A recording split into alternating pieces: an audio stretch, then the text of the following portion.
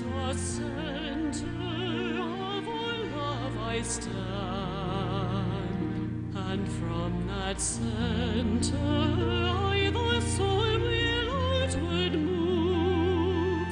From that center I, the one who serves, will work.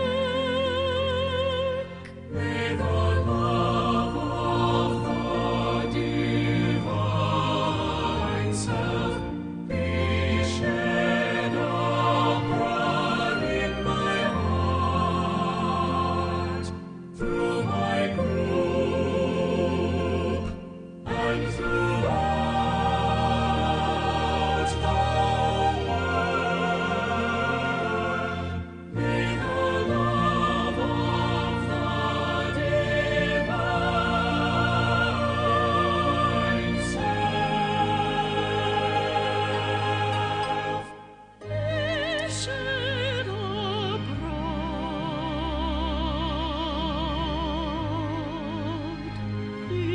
my heart,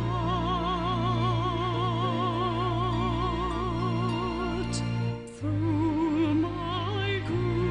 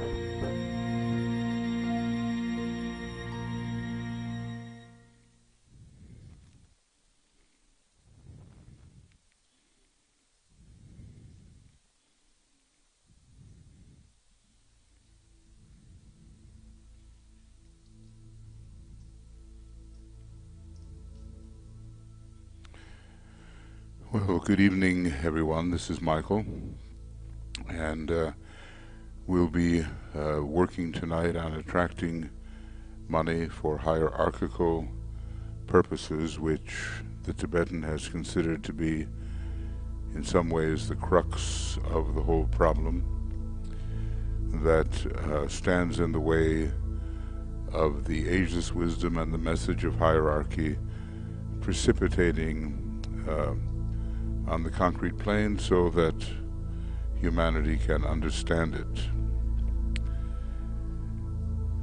Let's define in the beginning how much we may have saved during the last week or set aside, which we will offer to the Christ at the end of this meditation.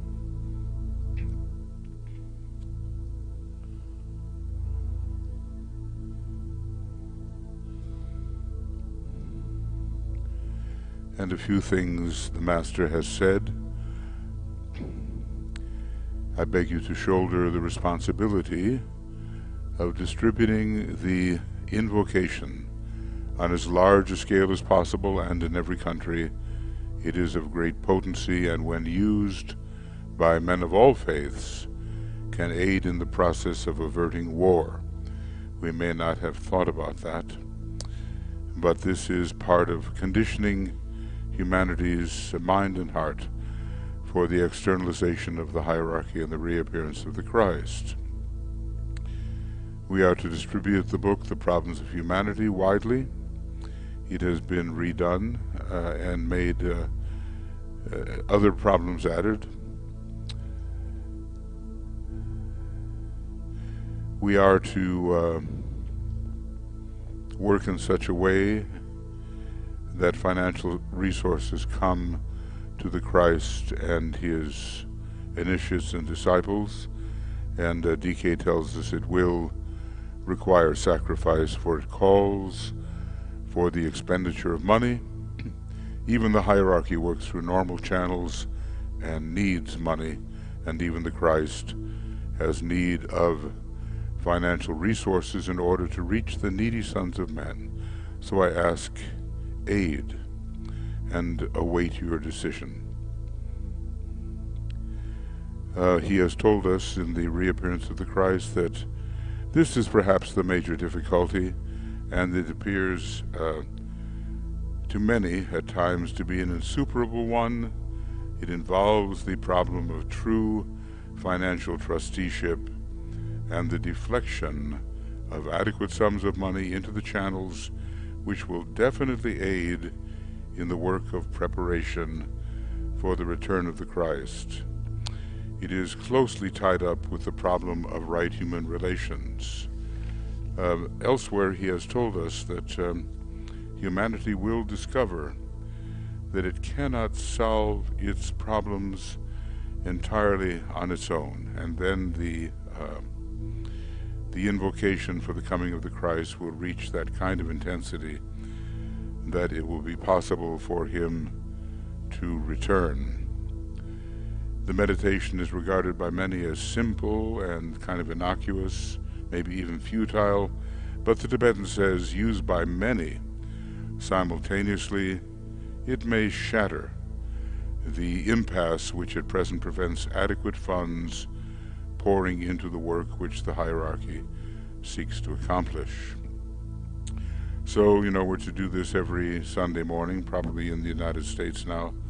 It is somewhat Sunday morning, but around the world, of course, we do it when we can.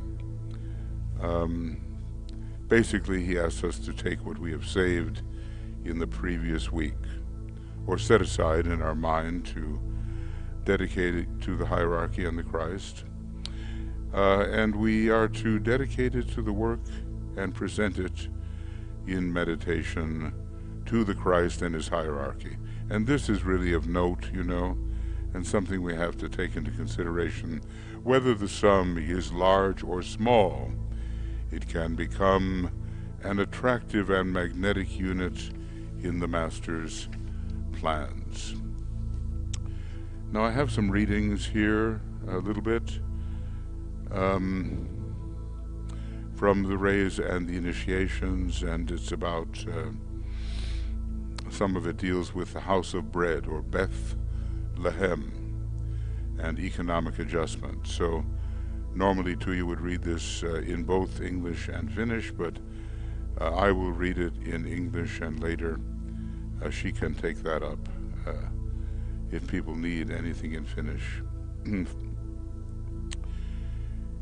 This incoming of a ray, it's going to be the seventh ray, right, always produces an intensified period of initiatory activity, and this is the case today. The seventh ray will see to the restoration of the mysteries. So I'm going to make little comments here and there, but you'll be able to tell the difference between what Master DK is saying and what I say on the side. The major effect, as far as humanity is concerned, is to make possible the presentation of thousands of aspirants and applicants for the first initiation.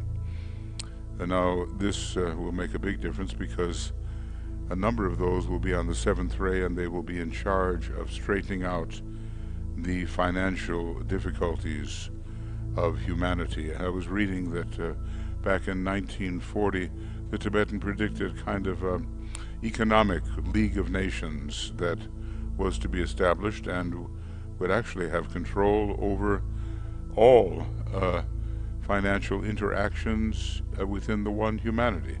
We're a long way from that, but that's his vision. Now, going on with what he said, men on a large scale and in mass formation can today pass through the experience of the birth initiation. And this, let me say, will make a tremendous leaven in the consciousness of humanity, and we will come closer to solving our problems, some of which really have to do with sharing and economic distribution. Thank goodness the sign Aquarius and the ray number 7 are connected with the distribution of energy and resources. Going on, thousands of human beings can experience the birth of the Christ within themselves and can realize that the Christ life, the Christ nature, and the Christ consciousness are theirs. Let me say that we can talk about it a lot, but until we have the actual experience of Christ living in us as the hope of glory, the actual energy which opens the heart to many and blends it with the mind, it's just words. So we will come to the realization of that mind which is in Christ, and the Christ life, the Christ nature, and Christ consciousness will live within us. Going on, this new birth initiation of the human family will take place in Bethlehem, symbolically understood, for Bethlehem is the house of bread, an occult term signifying physical plane experience. And let me say there will be a sharing of resources on the physical plane, and we will have a much healthier humanity without the glut and without the dearth that are simultaneously existing in an unbalanced world. He goes on, these great initiations implemented by the ray energies must be registered in the physical brain and recorded by the waking consciousness of the initiate, hence the house of bread physical plane experience. And this must be the case in this amazing period wherein, for the first time since humanity appeared on earth, there can take place a mass initiation. Let's just pause on that for a moment. For the first time since humanity appeared on earth, there can take place a mass initiation. The experience, he says, need not be expressed in occult terms, and in the majority of cases will not be. The individual initiate who takes this initiation is aware of great changes in his attitude to himself, to his fellow men, to circumstances, and to his interpretation of events. And by the way, I just have to say that the Tibetan says if we use the great invocation on a regular basis and with depth of understanding and intelligence, there's no way to avoid great changes taking place of a spiritual nature within the one who uses the great invocation. So all these changes, says the Tibetan, they are peculiarly the reactions which attend the first initiation. And he talks about, how to recognize a first degree initiate, and there's love of one's fellow men, and there is the reaction within one's consciousness to the spiritual teaching. It doesn't have to be occult teaching. There's a tendency towards the beautification of the life. All those things going on and needed in thousands and even millions, as he tells us. A new orientation to life and a new world of thought are registered by the initiate. And how much humanity really needs that. The attitude towards money, towards sharing, towards peace, those requirements which must precede the coming of the Christ, they would all change in a positive direction. He goes on, this will be equally true on a large scale where modern man, the world initiate of the first degree, is concerned. We are now the world aspirant. In some sense, humanity is the world disciple, and we seek to become the world initiate. And to, I'm thinking about the Last Supper and the symbolism in the upper room, where it took place, and the breaking of the bread and the drinking of the wine, all of those things which made their way into the communion rituals. But it is a symbol of the sharing to come. And so we individuals, we have to share, and our groups have to share. And finally, although it seems difficult except in emergencies, our nations have to have the attitude of sharing. A couple of more things from the Tibetan. Men will recognize the evidences in many lives of the emergence of the Christ consciousness, and the standard of living will increasingly be adjusted to the truth as it exists in the teachings of the Christ. Okay, that's some of the important readings, and we'll continue, in another week with these particular readings. They're scattered throughout the books. There's no book particularly on finance, but there are chapters which are of value and many references, and we've been collecting those for our consideration. That is the consideration of all of us. Okay, so let's get into the meditation. And we align with the soul.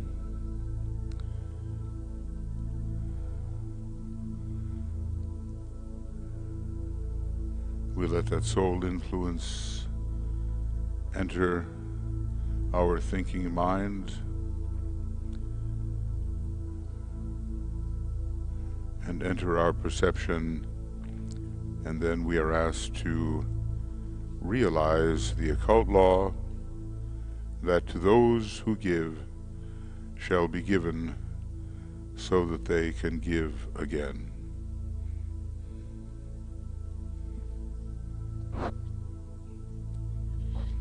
And we extend that idea to an uncompromising mantram: to those who give all is given. This is the creation of the vacuum for the inpouring of the spiritual energies, and then of course our financial needs are taken care of for the process of being able continuously to pour forth the spiritual energies, the teaching, and so forth. Now, after achieving a positive and intended personality quietness, formulate clearly to yourself and in your own words the answers to the following questions. So, quietness,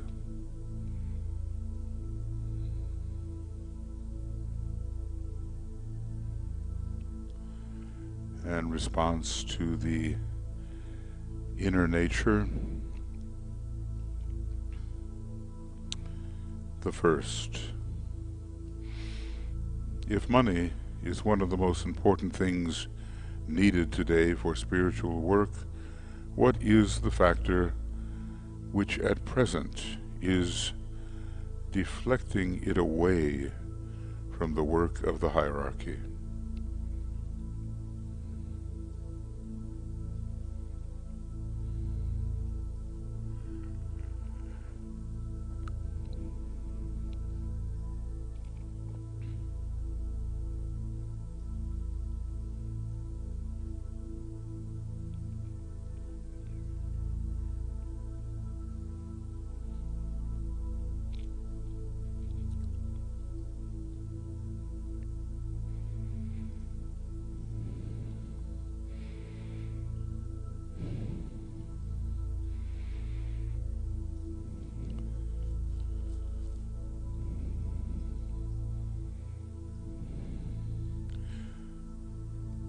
What is my personal attitude towards money?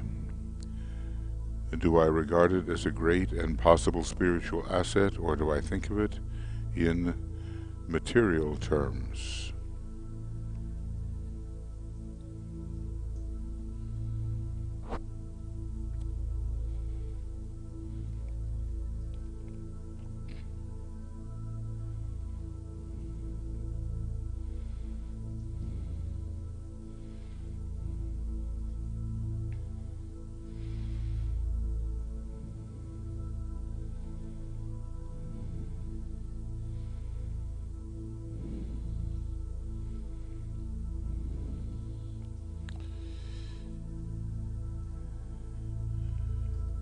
What is my personal responsibility in regard to money which passes through my hands?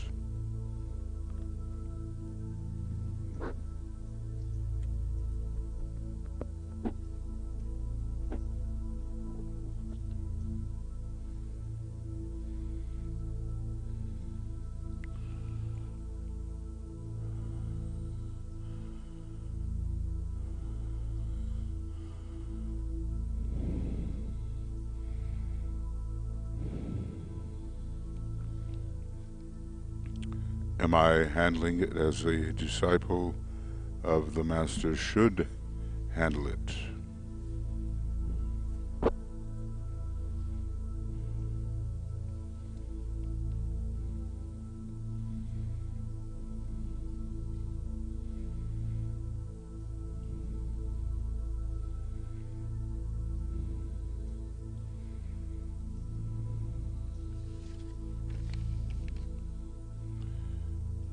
A little interjection here, as we all know about the nine-headed Hydra and the second physical head of that Hydra. It has to do with the wrong use of money. As we see Hercules here battling with it. Does this head, do we think, does it have any power over us?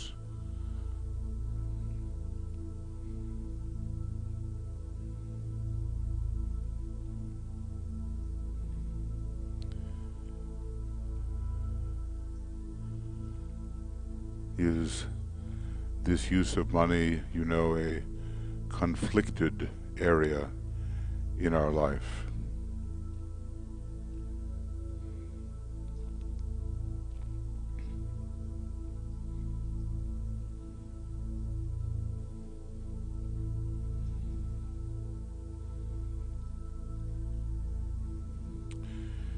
So tied in with the will to sacrifice. And once that will, through the sacrifice petals, is really activated, I think our ability to handle money wisely and selflessly is definitely increased. So how shall we overcome any effect that this may have upon us in our life? How shall we overcome this power of the tendency towards wrong or unwise use?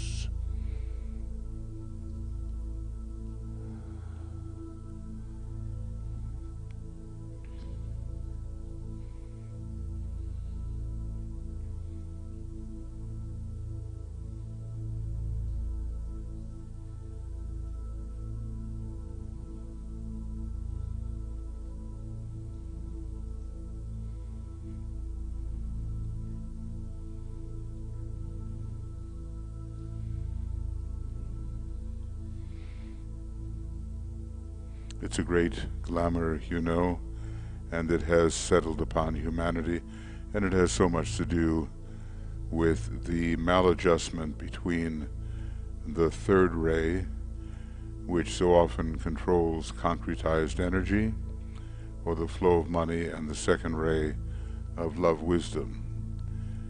These two rays have to be brought together in a constructive and harmonious relationship, and as the Tibetan has told us, it's not easy to do.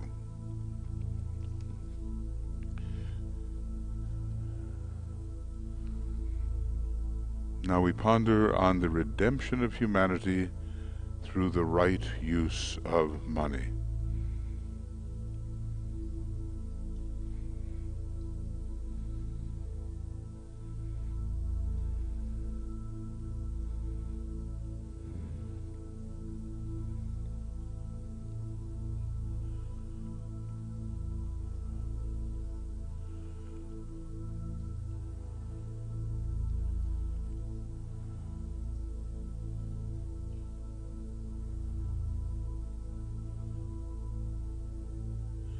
Every ashram has its gift to give, and in so many cases, that gift reaching its goal is dependent on the right use of money.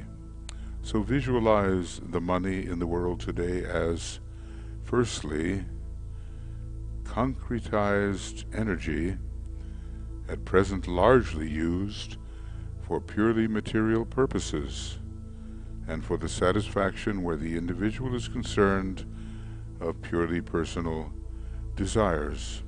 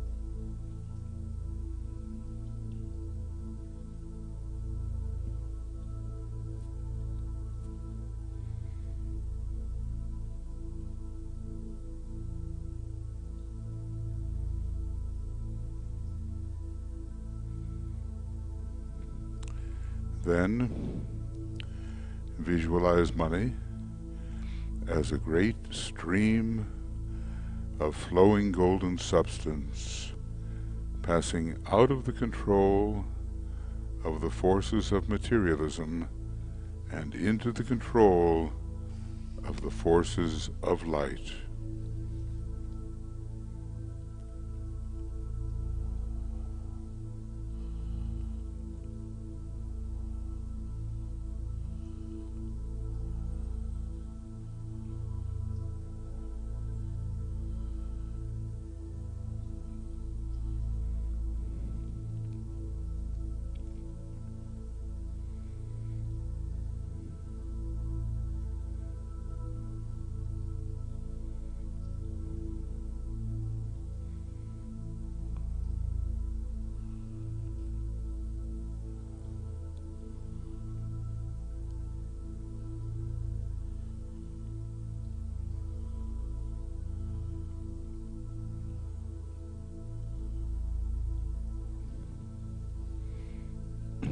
And then we will say together the following invocative prayer.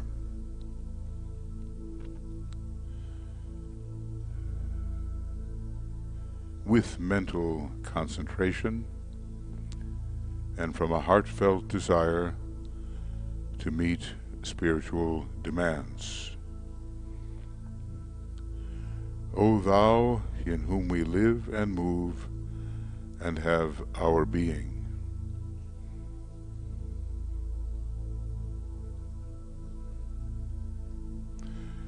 the power that can make all things new,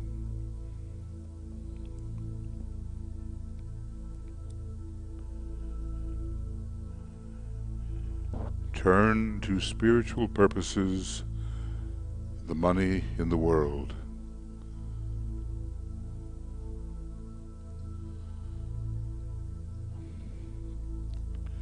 Touch the hearts of men everywhere, so that they may give to the work of the hierarchy that which has hitherto been given to material satisfaction.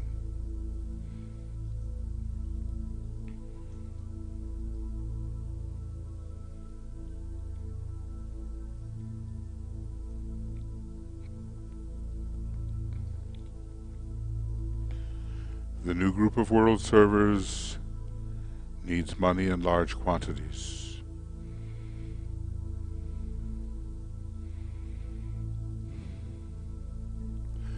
I ask that the needed vast sums be made available.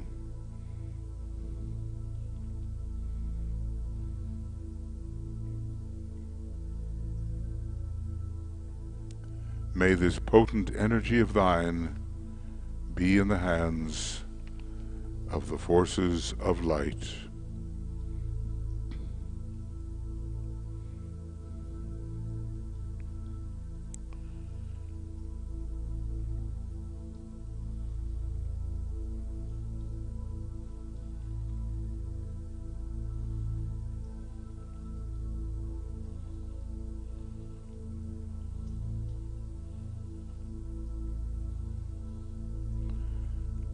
And then we visualize the work to be done by those groups which claim our present allegiance, any group which you may know is attempting to carry out the hierarchical plan.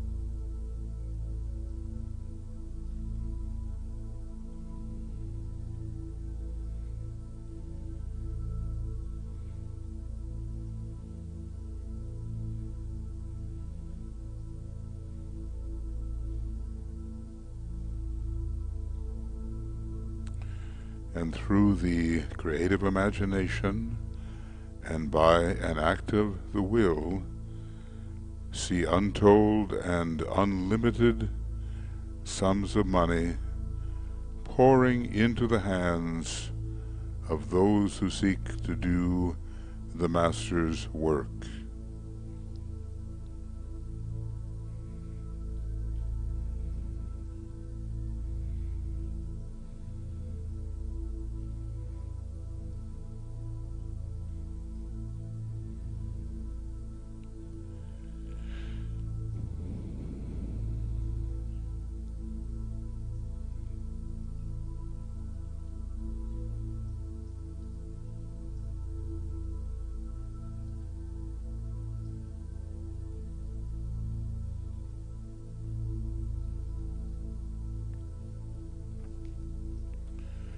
And then we say, aloud and with conviction and emphasis,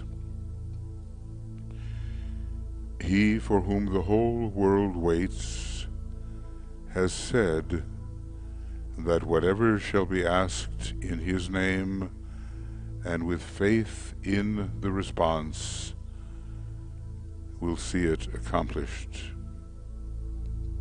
We ponder on those words, remembering that faith is the substance of things hoped for and the evidence of things not seen.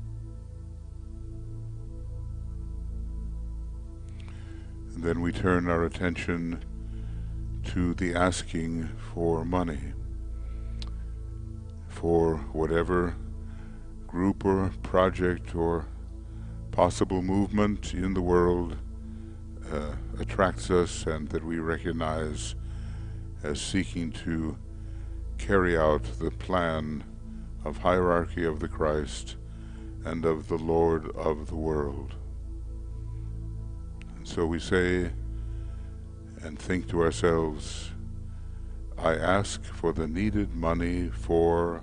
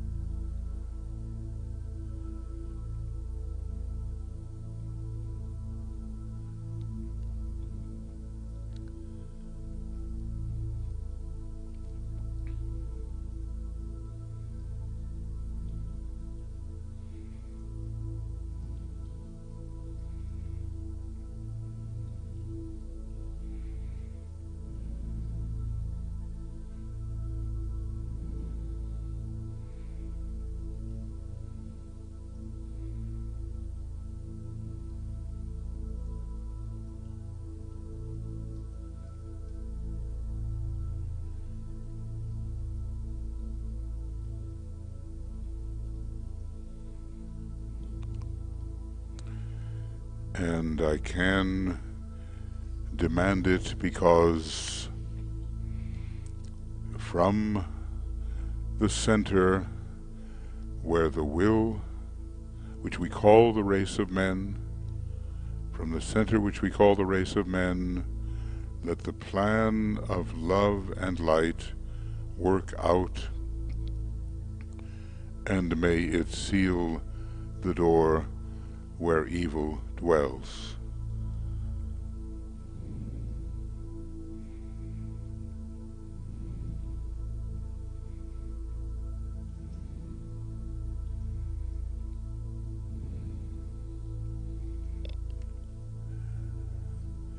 And in our creative imagination we prepare to offer our gift to the Christ.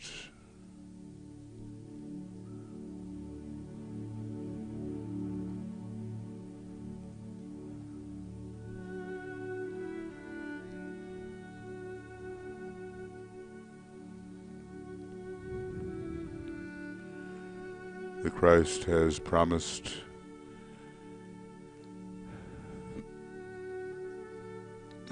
that if two or more would gather in his name, there he would be.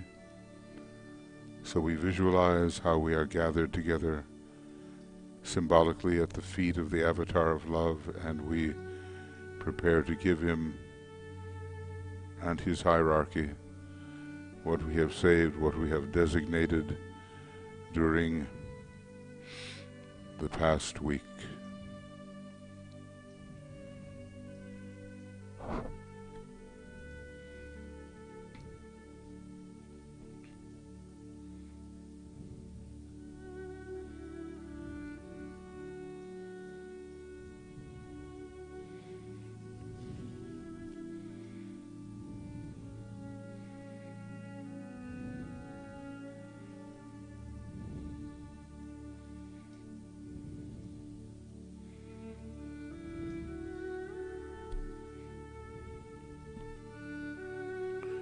And we say together, in cooperation with the great Lord, we have gathered in your name, Lord Maitreya, be with us.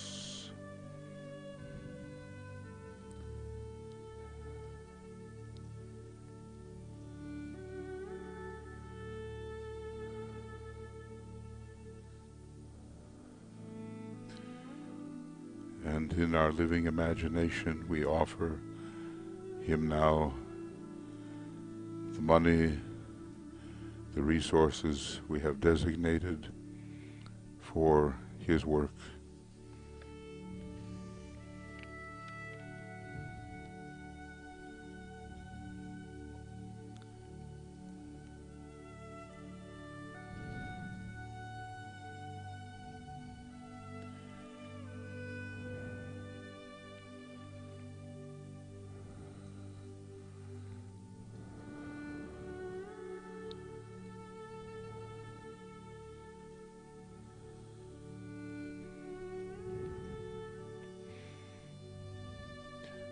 close with a careful consideration of our own responsibility to the plan and how we will cooperate with that plan every week.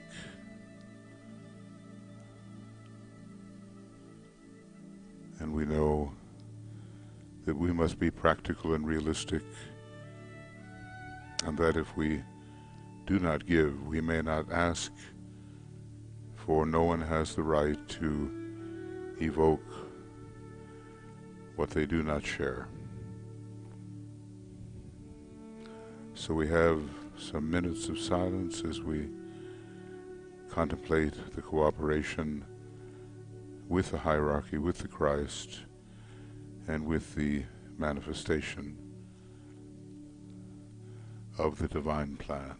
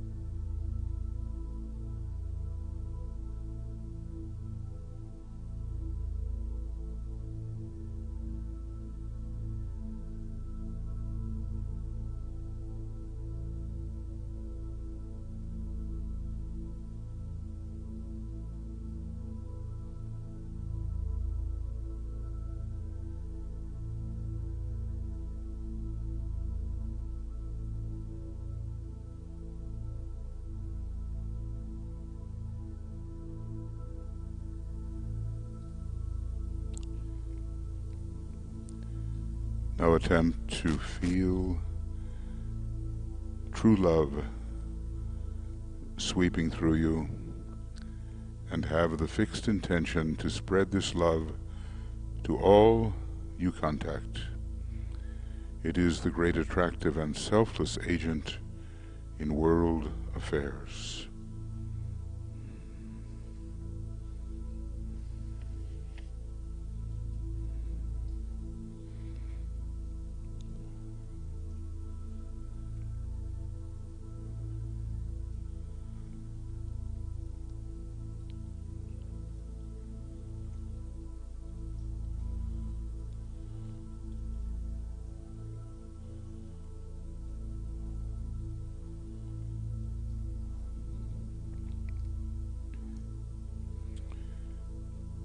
And let us keep good records so we can see what we actually are able to set aside for the work that really advances the Christ's objectives through the divine plan. And we thus rhythmically give money to our chosen group or organization, movement, whatever works for the realization of the Christ's intentions.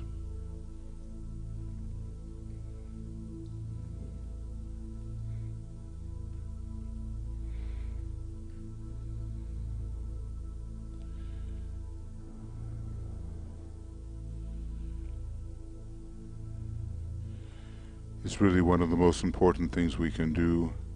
It's all part of the externalization process. The spiritual life must really land upon the physical plane, and it does take resources to make that happen materially.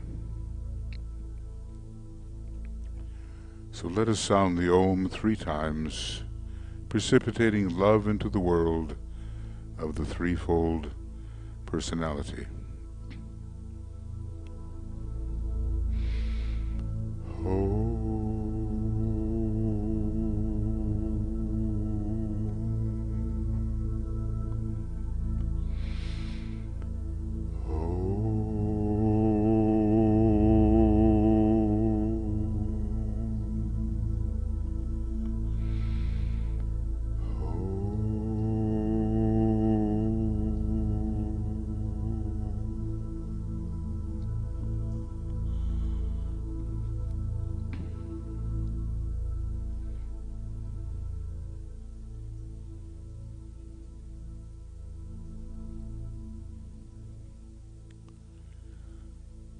So friends, these meditations are meditations in the areas of what Master DK calls the service activities. So we live the dual life, vertically oriented and horizontally oriented, and bringing the highest point of attention we can reach down onto the physical plane so that the plan may indeed precipitate. We now have a couple of days where we will not have the broadcasts, Monday and Tuesday, and we begin again on Wednesday. It will be the morning schedule. This will be the triangles work on Wednesday, also Wednesday evening, and morning schedule for the rest of the week. So I want to thank you, Tui and I want to thank you very much for being here with us and for lending your meditative power to this essential inner work so that we can recondition human consciousness towards the good. And we'll be seeing you then next week.